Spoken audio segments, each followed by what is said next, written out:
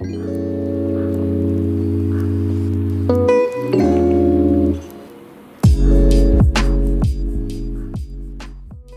a shkedo shedene she Carl Haskin a she a sheen a slant why gleany bushes chin Islana da che kinyani da shanelle.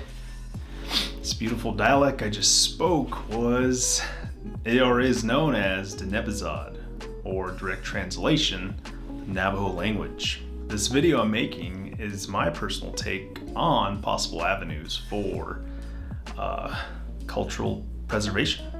So, if you didn't know, Denebizod was not always a written language. It was a spoken one or an oral language. So the language, in fact, didn't become written, or there wasn't any written forms until the mid 1800s. That was when, the U.S. cavalry was rounding us up and having us sign these treaties, thus relating these reservations we now live on.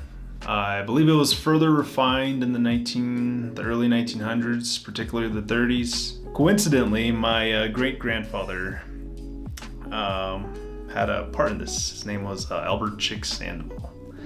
And he was actually one of the original 12 council delegates back in 1928. So that's pretty cool. So he was a very proficient translator and interpreter of the Navajo language, going from Navajo to English or vice versa. He was so proficient, in fact, that Ivy League schools such as Yale and Stanford sought his assistance out. So I thought that was pretty sweet. It's just too cool to think about.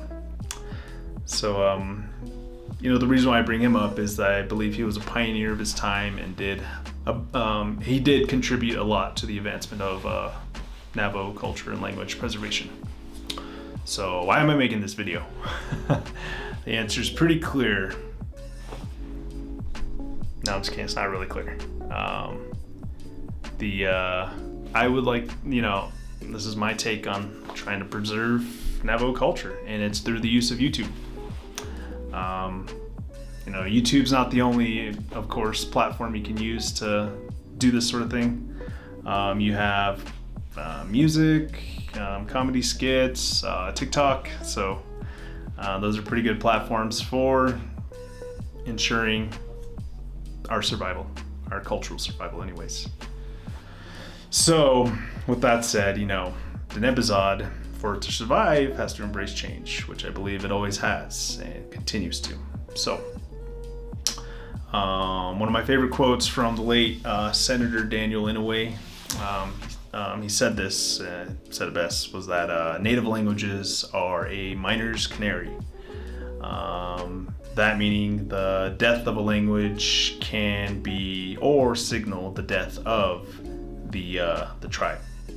It's a little dramatic, but there's some truth to that. So to all my Dene brothers and sisters, go and learn your language, even if it's just the introduction like mine. That's a start. It's the right step in cultural preservation. So go on it. Have a good time. Enjoy yourselves. Goodbye.